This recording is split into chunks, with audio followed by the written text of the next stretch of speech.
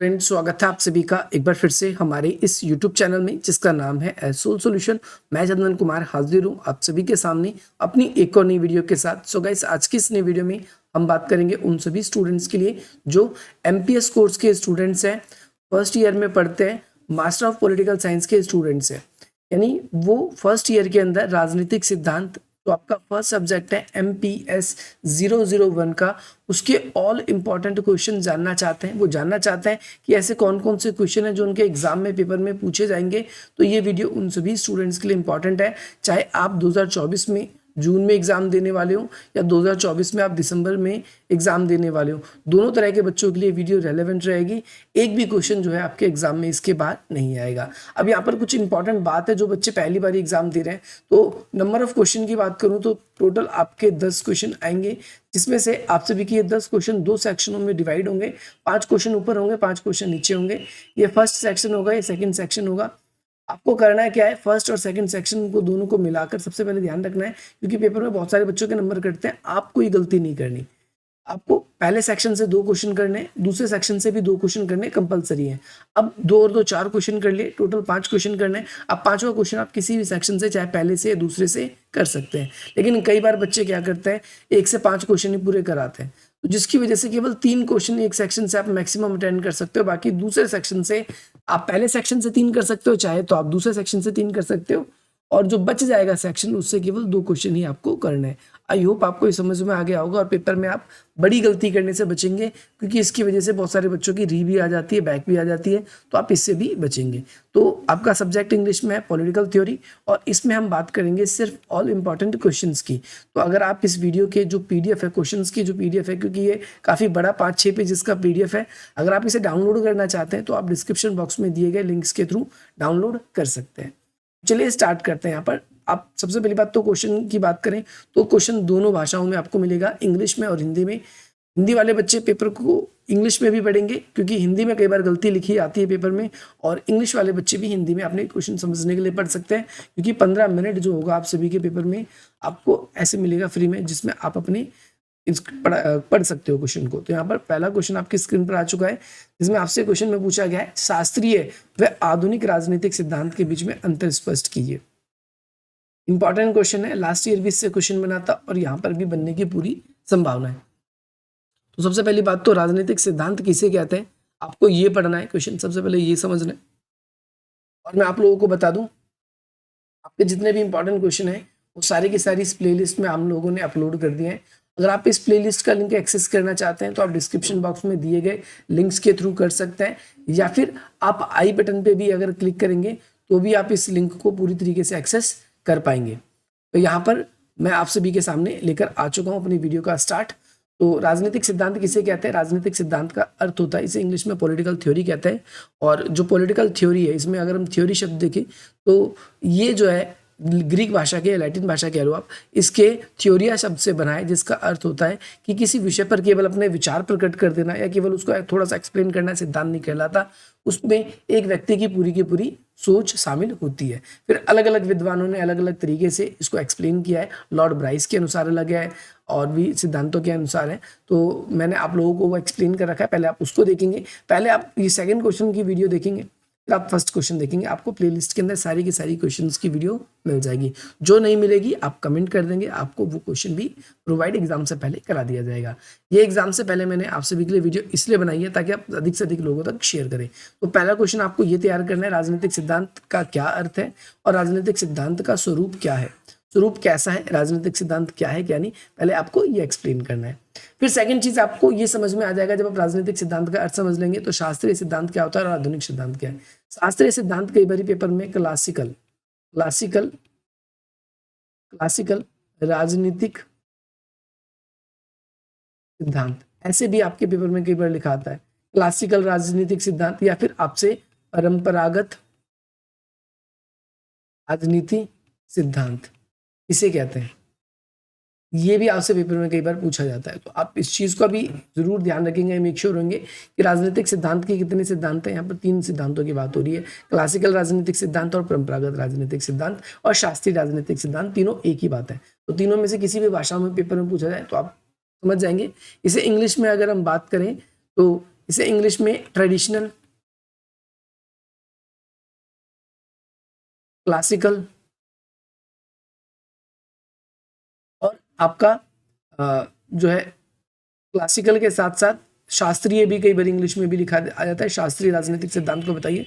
तो इसमें वो राजनीतिक सिद्धांत शामिल होते हैं। इसमें हमने देखा कि जो परंपरागत सिद्धांत शास्त्री थे वो अध्ययन की जो पद्धति थी वो क्या करते थे, धर्म को ध्यान में रखकर ही अपने राजनीतिक सिद्धांत देते थे, धर्म के विरुद्ध में कोई राजनीतिक सिद्धांत नहीं देते थे। दूसरा, शासक का डर उसके ऊपर जरूर रहता था, शासक के खिलाफ वो कोई राजनीतिक सिद्धांत नहीं देते थे। शासक जैसा चाहते थे उसके अकॉर्डिंग ही उन्हें राजनीतिक सिद्धांत देने पड़ते थे। अगर कोई सिद्धांत शास्त्री ऐसा होता था जो शासक के विरुद्ध जाता था तो उसे या तो देश निकाला या फिर उसे मृत्यु की सजा, ऐसी सजाएं दे दी जाती थी। इसीलिए इस चीज का ध्यान रखा जाता था। राजनीतिक सिद्धांत की जो परंपरागत सिद्धांतों की विशेषता की बात करें तो उनके अंदर ये था कि उन्होंने अपने से समय के जितने भी सिद्धांत थे उनको ज्यादा अच्छे तरीके से व्यापक रूप से अध्ययन नहीं कर पाए। लेकिन आधुनिक सिद्धांत शास्त्री थे, उन्होंने क्या किया, कंप्यूटर का भी ऐसे आजकल सहारा लेते हैं, वैज्ञानिक पद्धतियों का सहारा लेते हैं, अपने से पूर्व लिखे गए सारे सिद्धांतों का अच्छी तरीके से विश्लेषण करते हैं, उसके बाद ही कोई नया सिद्धांत प्रकट करते हैं। और साथ साथ अब कोई धर्म का इस पर कोई बोलबाला नहीं है, हमें धर्म के अकॉर्डिंग अपना राजनीतिक सिद्धांत देने की आवश्यकता नहीं पड़ती। तो ये भी आप सभी को क्या करना है, याद रखना। ये दो क्वेश्चन राजनीतिक सिद्धांत से रिलेटेड है, ये दोनों क्वेश्चन आपको करने हैं। थर्ड क्वेश्चन आ गया, हमें राजनीतिक सिद्धांत का अध्ययन क्यों करना चाहिए। देखो, हम राजनीतिक सिद्धांत क्यों पढ़ते हैं, तो राजनीतिक सिद्धांत जब हम पढ़ते हैं तो राजनीति से जुड़े हुए बहुत सारे बहस के विषय होते हैं। राजनीति से जुड़े हुए शब्दावलियों का एक एक्चुअल मीनिंग हमको नहीं पता चल पाता। राजनीति से जुड़े हुए उठे हुए जितने भी विवाद है उन विवादों को हल करने के लिए हमको राजनीतिक सिद्धांत पढ़ना पड़ता है। साथ ही साथ में टकराव और संघर्ष की स्थिति को रोकने के लिए हमें राजनीतिक सिद्धांत पढ़ना पड़ता है। राजनीति एक क्या है, लगातार विकसित हुई प्रक्रिया है जो कि प्राचीन काल में भी चलती थी, उसके बाद मध्य काल में भी आई, आधुनिक काल में भी आई और अभी के काल में भी चल रही है। तो इसका अध्ययन हमेशा करते रहना चाहिए ताकि हमसे ये पता चलता है कि किस समाज का विकास जो है वो किस तरीके से हुआ, कैसे राजतंत्र आया हमें पता चलता है, कैसे लोकतंत्र आया हमें पता चलता है, कैसे तानाशाही व्यवस्था आई, इस तरीके से राजनीति का विकास कैसे हुआ, राज्य का निर्माण कैसे हुआ, ये सारी की सारी चीजें हमें कैसे पता चलता है, तो हम राजनीतिक सिद्धांतों का क्या करते हैं, अध्ययन करते हैं। आपको ये भी याद रखना है। अगला क्वेश्चन आपसे ये भी कई बार पेपर में पूछा गया है, राजनीतिक सिद्धांत, राजनीतिक दर्शन और राजनीतिक विज्ञान, इसके बीच में आपको क्या करना है, विभेद करना। विभेद का मतलब होता है अंतर स्पष्ट करना। तो आपको बताना है कि पॉलिटिकल थ्योरी, पॉलिटिकल फिलोसफी और पॉलिटिकल साइंस के अंदर, तीनों के अंदर आपको अंतर बताना है। अगला क्वेश्चन है आपसे भी, क्वेश्चन नंबर 5 है, राजनीतिक सिद्धांत के क्रमवार वृद्धि और विकास की चर्चा कीजिए। यानी आपको बताना है राजनीतिक सिद्धांत जो है वो किस तरीके से विकास हुआ, इसका विकास कैसे हुआ। तो राजनीतिक सिद्धांत का क्रमतर विकास की बात करें तो पहले परंपरागत सिद्धांत शास्त्री के बारे में हम इसमें एक्सप्लेन करेंगे और फिर धीरे धीरे आधुनिक सिद्धांत शास्त्रियों के बारे में बात करेंगे। हम इसमें ये भी बता देंगे कि कौन कौन से सिद्धांत शास्त्री पहले आए, फिर उसके बाद कौन से सिद्धांत शास्त्री आए, फिर उसके बाद कौन से सिद्धांत शास्त्री आए, तो अभी कौन कौन से प्रमुख हैं या मौजूद है। अगला क्वेश्चन है, आधुनिक राजनीतिक सिद्धांत की प्रमुख विशेषताएं को बताइए। अब ये फर्स्ट क्वेश्चन जो आपका था ना, देखो ये क्वेश्चन कई बार आधे आधे में भी पूछता है। आधुनिक सिद्धांत जो राजनीतिक सिद्धांत है इसकी विशेषता बताइए। कई बार शास्त्रियों के बारे में केवल पूछ लेता है, तो अगर आपने शुरू में ही एक बार पढ़ लिया अच्छे तरीके से तो ये छोटे मोटे क्वेश्चन पूछने का जो तरीका है ये भी आप इसको समझ जाएंगे। अगला क्वेश्चन जो है राजनीतिक सिद्धांत से थोड़ा सा डिफरेंट है। अब देखो राजनीतिक सिद्धांतों के सब पार्ट्स आएंगे, जैसे स्वतंत्रता है, ये क्वेश्चन 100% लिख लो, ये क्वेश्चन भी पेपर में आता ही आता है, बहुत ज्यादा इंपॉर्टेंट क्वेश्चन है। तो इसमें क्वेश्चन में आपसे पूछा गया है सकारात्मक और नकारात्मक राजनीतिक जो सिद्धांत है इसमें आप सभी को क्या बताना है, सकारात्मक और नकारात्मक जो स्वतंत्रता है उसकी चर्चा करनी है। आपको पता है नकारात्मक स्वतंत्रता कैसी स्वतंत्रता है। नकारात्मक स्वतंत्रता का वह प्रकार होता है जिसके अंदर हम अपने आपको कहते हैं कि भाई हमें पूरी आज़ादी चाहिए, पूरी आज़ादी मतलब हम पे कोई भी प्रतिबंध नहीं होना चाहिए। वहीं सकारात्मक राजनीतिक सिद्धांत की जब हम बात करते हैं तो उसके अंदर हम राजनीतिक सिद्धांत के अंदर हम ये कहते हैं कि हमें अधिकार स्वतंत्रता के साथ साथ हम पे कुछ प्रतिबंध भी होने चाहिए ताकि हम किसी दूसरों की स्वतंत्रता का अतिक्रमण ना करें, हम किसी दूसरों की स्वतंत्रता के अंदर दखलंदाजी ना करें।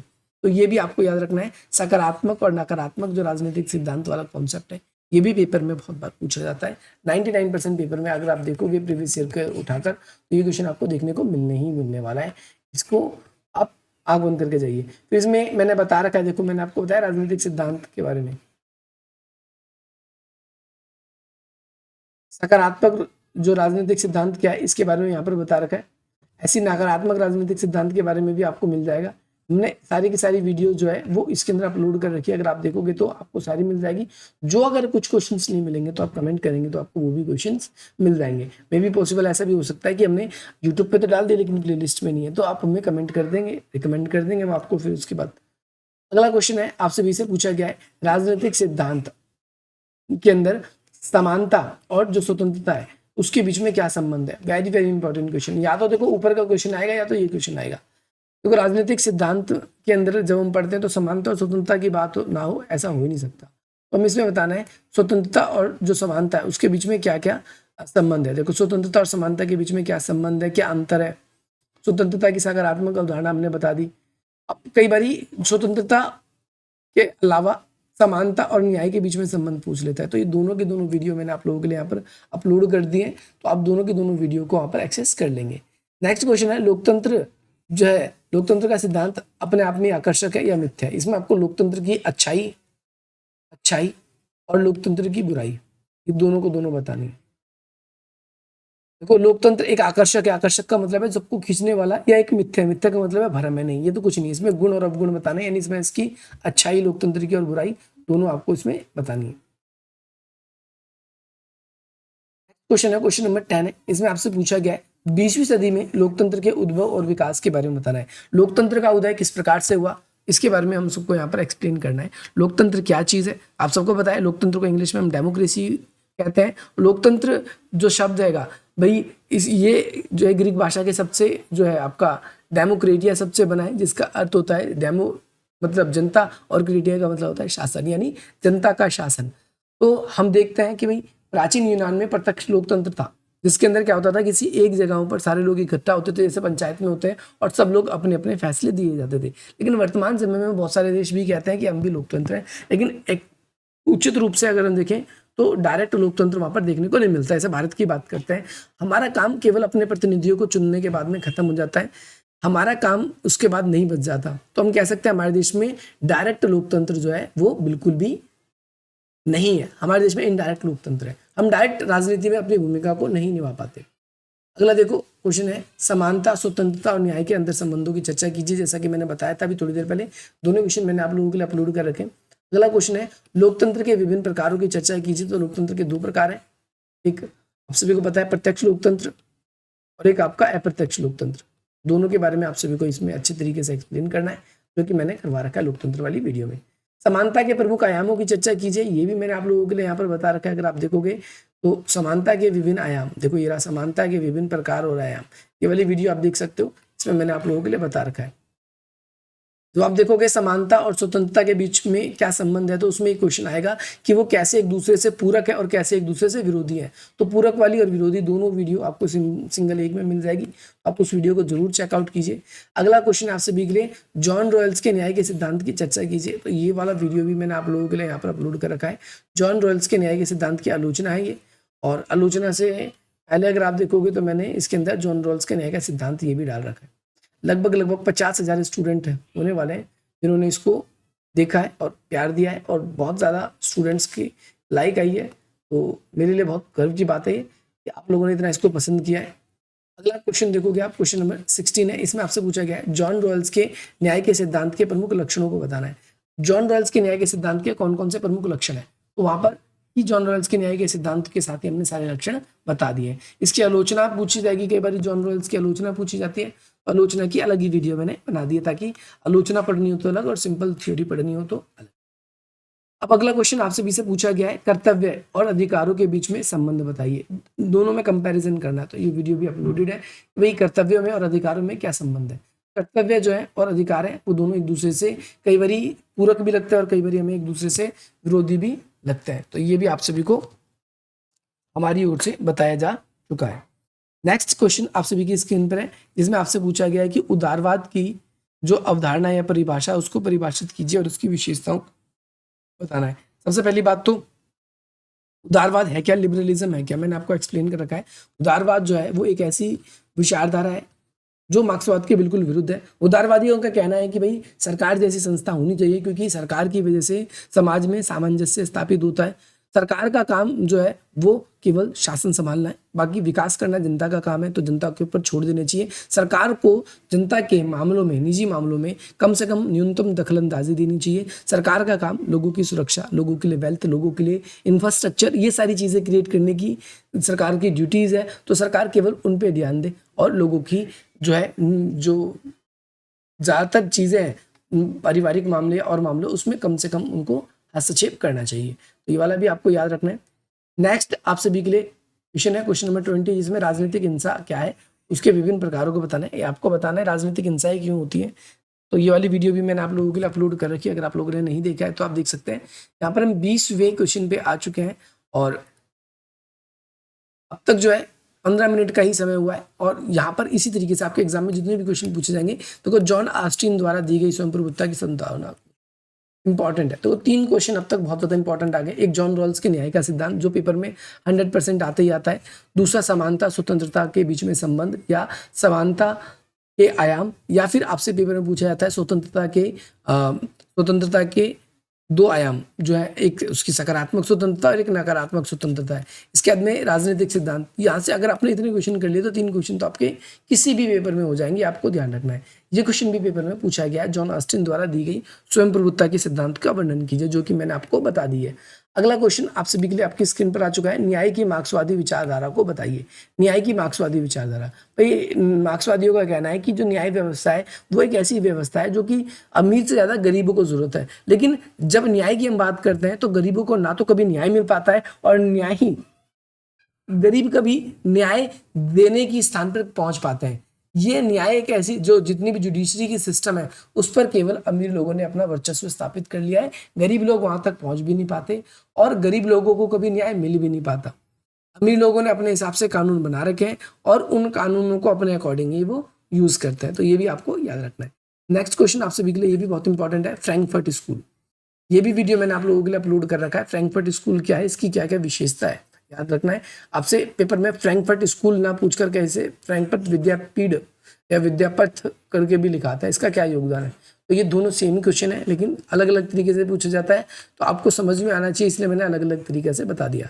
अगला है कि भाई माओ जेडोंग जो है, इनकी जो है विरोधाभास की अवधारणा को बताना है। ये मैंने आप लोगों के लिए वीडियो अपलोड कर रखा है, अगर आप लोगों ने नहीं देखा है तो आप इसको जरूर देखें, उसके बाद आपको ये समझ में आ जाएगा। अगला है क्वेश्चन, कल्याणकारी राज्य पर समकालीन बहस पर तर्क वितर्क कीजिए। भाई कल्याणकारी राज्य की बात जब हम करते हैं तो हम उदारवाद की बात कर रहे होते हैं। ये पेपर में देखो कई बार क्वेश्चन इस तरीके से, कितने खतरनाक तरीके से पूछा गया है। ये पूछ आपसे उदारवाद ही रहा है, लेकिन देखो क्या कह रहा है, कल्याणकारी राज्य पर समकालीन बहस में आवश्यक तर्क पर प्रकाश डालिए। जैसे मैंने आपको बताया था कि सरकार को व्यक्ति के निजी मामलों में हस्तक्षेप नहीं करना चाहिए, तो ये एक समकालीन बहस में से एक है। सरकार का काम क्या है, लोगों के लिए रोजगार, लोगों के लिए सुरक्षा, लोगों के लिए कानून व्यवस्था और न्याय व्यवस्था, ये बनी रहे। सरकार का ये काम है, लेकिन सरकार ऐसा करेगी तब तो, ये आप सभी को याद रखना है। इसके अलावा सरकार का काम ये भी है कि गरीब तबके का विकास हो, इस पर भी ध्यान दे। तो ये बहुत ज्यादा सीवियर क्वेश्चन है जो पेपर में पूछा ही जाता है। अगला क्वेश्चन है, नागरिक समाज का क्या महत्व है। ये क्वेश्चन करके जाना है, क्योंकि ये 2-3 बुक में आपको पढ़ना पड़ेगा। जैसे MPS जो 003 है, इसमें भी ये क्वेश्चन आता है नागरिक समाज को लेकर, तो आप लोगों को ये नागरिक समाज वाला क्वेश्चन पहले ही समझ लेना है, तो क्योंकि बाद में आपको प्रॉब्लम ना हो। तो ये वाला क्वेश्चन भी मैंने आप लोगों के लिए अपलोड कर रखा है। गांधी जी की सत्याग्रह की जो अवधारणा है, ये भी मैंने आप लोगों को बता रखी है। अगर आप लोगों ने नहीं देखा है आप इसको भी देख लीजिए अपने एग्जाम से पहले।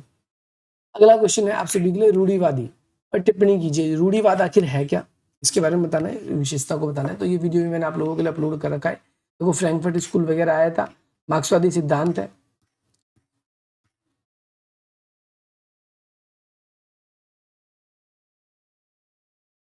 ये भी मैंने आप लोगों के लिए करवा रखा है। इस जगह पर देखो ये रूढ़िवाद, ये भी मैंने आप लोगों के लिए करा रखा है, तो आप इस वाली वीडियो को भी जरूर देखना और अपने एग्जाम्स की तैयारी। एंटोनियो ग्रामसी के क्या विचार है, ये भी मैंने आप लोगों के लिए करा रखा है। आप डायरेक्टली यूट्यूब पे सर्च करेंगे Antonio Gramsci by soul solution, last में सोल सॉल्यूशन लिखना जरूरी है, नहीं तो आप पता नहीं किस टीचर की वीडियो देखोगे जिसका मुझे भरोसा नहीं कि उसने अच्छे से पढ़ाया भी है कि नहीं। कट्टरतावाद क्या है, ये भी मैंने आप लोगों के लिए अपलोड कर रखा है। कट्टरतावाद क्या है, इसका अर्थ, इसकी विशेषताओं को बताइए, आपको मिल जाएगा। अगला जॉर्ज लुकास, इसके बारे में भी मैंने इसका जॉर्ज लुकास का जो द्वैधांतक भौतिकवाद है, ये भी मैंने आप लोगों के लिए करा रखा है, तो ये क्वेश्चन भी आप लोगों को जरूर करके जाना है। नेक्स्ट क्वेश्चन आप सभी के लिए ये है, महिलावाद के विभिन्न प्रकार और इसकी विस्तृत व्याख्या कीजिए। तो ये क्वेश्चन भी करना है। महिलावाद का मतलब क्या है? महिलावाद वो लोग कहलाते हैं या महिलावादी वो पर्सन कहलाता है जो महिलाओं के उचित सम्मान की बात करता है, महिलाओं के विकास की बात करता है, जो महिलाओं को पुरुषों के समान अधिकार दिलाने की बात करता है, तो उसे हम महिलावादी कहते हैं। तो ये याद रखना आप सभी को। अगला क्वेश्चन है, बहुल संख्यितवाद क्या है, इसके आप कैसे मूल्यांकन करेंगे? तो ये क्वेश्चन भी मैंने आप लोगों को करा रखा है, ये क्वेश्चन भी आपको करके जाना है। कार्ल मार्क्स की जो थ्योरी है, 3-4 थ्योरी है, एक जैसे यहाँ पर है सरप्लस वैल्यू की, अतिरिक्त मूल्यों के सिद्धांत की। कार्ल मार्क्स का जो है कार्ल मार्क्स का जो अलगाववाद का सिद्धांत है, कार्ल मार्क्स का द्वंद्वात्मक भौतिकवाद का सिद्धांत है। तो ये कुछ सिद्धांत है, जो थ्योरीज है, जो आपको पक्का करके जाने हैं आपके एग्जाम से पहले, जो आपके एग्जाम में पेपर में पूछा जाता है। कई बार क्वेश्चन ये भी पूछा जा सकता है, भूमंडलीकरण जब से मजबूत हो रहा है तब से जो है राष्ट्रवाद कमजोर होता जा रहा है, यानी हमारी एकता जो है आपस की वो खत्म होती जा रही है। क्यों? क्योंकि हमारा कल्चर विभाजित होता जा रहा है, या फिर हम कह सकते हैं हम नए कल्चर को अपनाते जा रहे हैं, हमारी भाषा बदलती जा रही है, हमारा रहन सहन बदलता जा रहा है, हम एकीकृत नहीं है आज के ज़माने में। तो ये आपको याद रखना है। फांसीवादी दृष्टिकोण क्या है, ये याद रखना है। अगर आप लोगों को ये वीडियो पसंद आई है तो आप इस वीडियो को लाइक करें, क्योंकि मैंने इसमें ज़्यादा फालतू की बात नहीं करी। आपके एग्जाम से रिलेटेड क्या क्वेश्चन आपके एग्जाम में आने चाहिए, ये उसके लिए। बाकी अगर आप लोगों को कोई भी क्वेरी होती है, कोई भी डाउट होता है, तो आप उसके लिए इस नंबर के थ्रू हमसे कांटेक्ट कर सकते हैं। बाकी मिलते हैं हम आपसे अपनी अगली वीडियो में। ये क्वेश्चन आपको करके जाना है अपने एग्जाम्स के लिए, और पूरा को पूरा जो पेपर होगा आपका इसमें हो जाएगा, आपको कोई चिंता करने की जरूरत नहीं है। ये क्वेश्चन करके जाओ, नोट्स लेकर आओ। बाकी मिलते हैं हम आपसे अपनी अगली वीडियो में। टेलीग्राम पे ज्वाइन नहीं हुए तो ज्वाइन हो सकते हैं, 600 स्टूडेंट्स अब तक ज्वाइन हो चुके हैं। बाकी मिलते हैं हम आपसे अपनी अगली वीडियो में।